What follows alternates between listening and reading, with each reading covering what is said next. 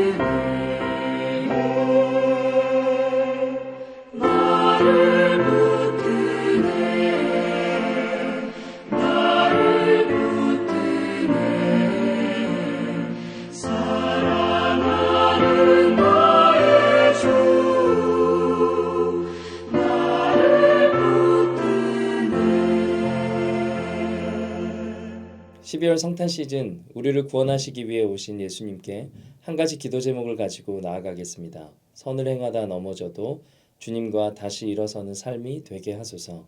이 기도 제목으로 함께 기도하겠습니다. 함께 기도하시겠습니다. 사랑과 은혜가 풍성하신 하나님, 오늘의 아침 귀한 하루를 우리에게 허락하여 주셔서 감사합니다. 주님 앞에 나와왔으니 말씀을 허락하시고 은혜를 더하여 주시옵소서. 우리가 선을 행하되 낙심하지 말지니 포기하지 아니하면 때가 이름에 거두리라 말씀하신 주님, 말씀을 따라 살다 보면 우리 인생에 낙심이 되고 지칠 때가 참 많습니다. 그러나 다시금 주님의 말씀을 붙들고 선을 행하며 주님 주시는 풍성한 열매를 거두는 인생 되게 하여 주시옵소서. 오늘 주님께서 주시는 말씀이 듣는 우리 모두의 영을 살리는 말씀 되기를 간구합니다. 그렇게 행하실 주님을 믿사오며 예수님의 이름으로 기도드립니다. 아멘. 네, 오늘 함께 읽으신 말씀은 시편 40편 11절에서 17절까지의 말씀입니다. 우리 함께 교독하시도록 하겠습니다. 여호와여, 주의 긍휼을 내게서 거두지 마시고 주의 인자와 진리로 나를 항상 보호하소서. 수많은 재앙이 나를 둘러싸고 나의 죄악이 나를 덮침으로 우러러 볼 수도 없으며 죄가 나의 머리털보다 많음으로 내가 낙심하였음이니이다. 여호와여 은총을 베푸사 나를 구원하소서. 여호와여 속히 나를 도우소서. 내 생명을 찾아 멸하려 하는 자는 다 수치와 낭패를 당하게 하시며 나의 해를 기뻐하는 자는 다 물러가 욕을 당하게 하소서. 나를 향하여 하하하하 하며 조소하는 자들이 자기 수치로 말미암아 놀라게 하소서. 주를 찾는 자는 다 주 안에서 즐거워하고 기뻐하게 하시며 주의 구원을 사랑하는 자는 항상 말하기를 여호와는 위대하시다 하게 하소서.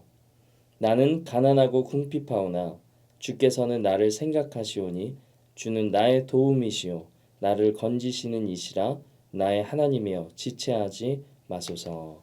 아멘. 고난에서 빠져나가는 법이라는 제목으로 하나님 말씀 증거하겠습니다.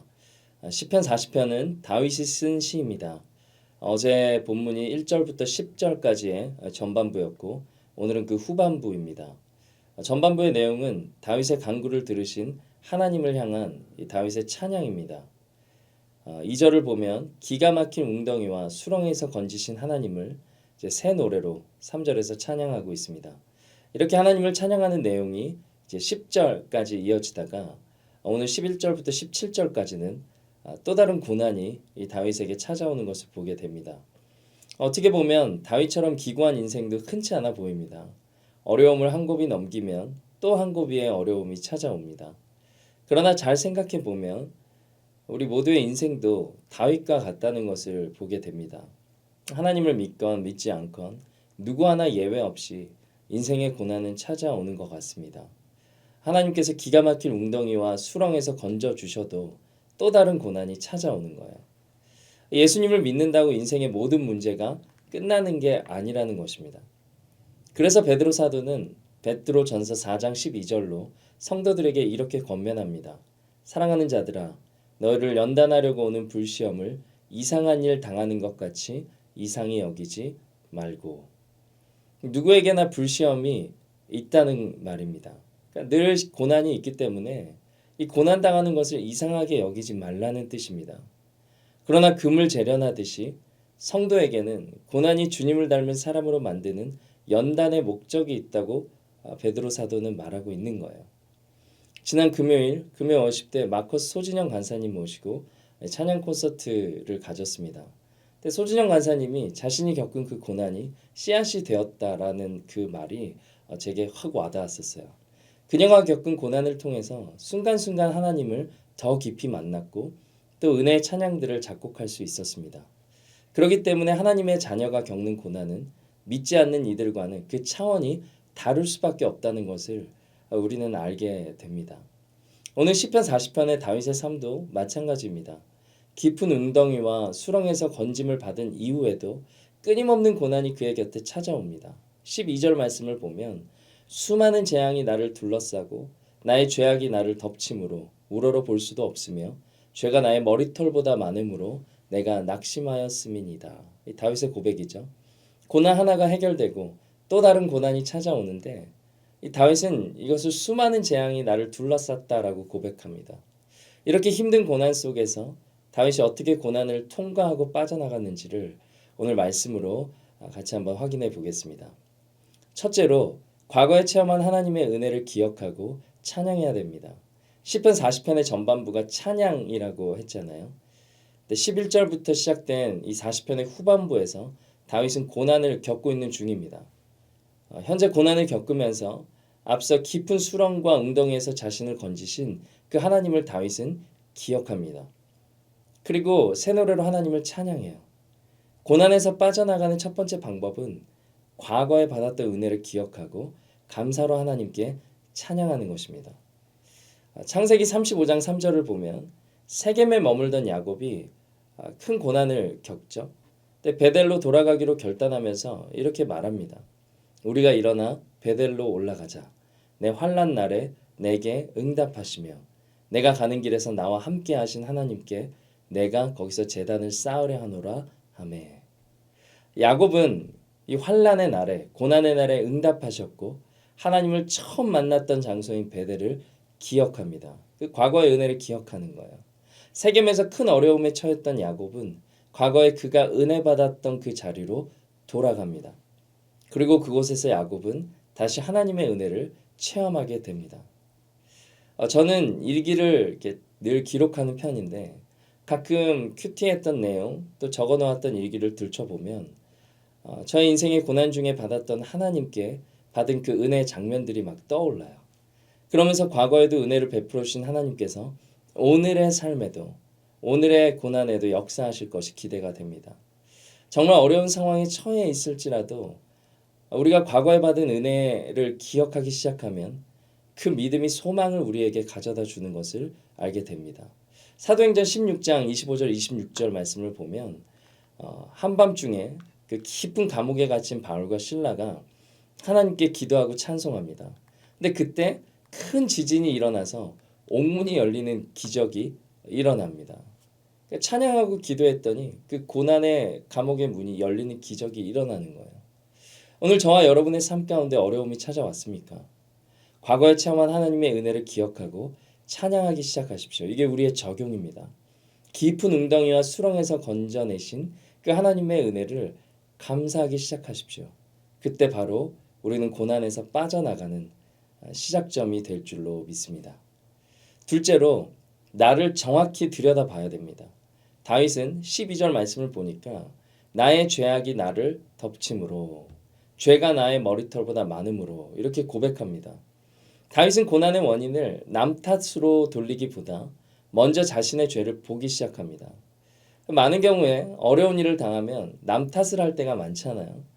누구 때문에 이런 일이 벌어졌고 또 누구 때문에 용서가 안 되고 누구 때문에 내가 망했다. 막 이렇게 이야기를 한단 말이에요. 그러나 다윗은 하나님 앞에서 자신을 철저히 들여다봅니다. 그리고 자신의 죄를 들여다보고 회개하기 시작하는 거예요. 이런 면에서 다윗은 참 대단하다고 생각합니다. 그리고 자신의 죄를 회개한 다윗이 하나님은 그 다윗을 고난에서 다시금 건져 주셨습니다. 지난 목요일 GCL 과정에 이제 저도 참여했는데 이제 8강 용서에 대한 강의를 담임 목사님께 들었습니다. 개인적으로도 은혜를 많이 받았는데 이 토의 질문을 보면 현재 용서해야 되는 두 사람의 이름을 적고 나를 힘들게 한 점을 적어보세요 이렇게 나와 있어요. 그리고 그 사람이 내게 어떤 잘못으로 상처를 주고 죄를 지었는지 적어보라고 합니다. 여기까지만 해도 신나서 길게 적었거든요. 그런데 1만 달란트 빚진 자의 비유와 함께 나는 어떤 빚을 졌는지 적으라는 질문이 이제 뒤이어 나옵니다. 하나님 앞에서 어떤 빚을 내가 진 사람인지 또 다른 사람이 내게 진 빚보다 내가 하나님께 진 빚이 얼마나 큰지를 이제 적는 거예요. 별로 마음이 안 좋죠. 그래서 빨리 문제를 넘어가고 싶은데 설명이 이어집니다. 근데 그 설명이 어떻게 나오냐면 이 질문을 서둘러서 답하려 하지 마세요. 충분한 시간을 갖고 당신의 구체적인 죄를 생각하며 하나님께 얼마만큼 빚을 졌는지 적어 보세요. 근데 하필이면 제가 이날 토의 질문 인도해야 되는 그 조의 조장이었어요. 그래서 얼렁뚱땅 넘어갈 수도 없는 노릇이었습니다. 그리고 이어지는 질문인 완전하신 하나님 앞에서 당신의 모습은 어떤 점에서 그들과 비슷합니까? 이 질문이 있었습니다. 과거에 제가 상처 줬던 사람들이 떠오르기 시작했고 제 말과 행동이 떠올랐습니다. 그러면서 제가 처음에 적었던 제가 용서해야 될 사람들의 언행과 저의 삶이 오버랩되는데 오히려 제가 더 나쁜 사람인 것처럼 여겨지더라고요.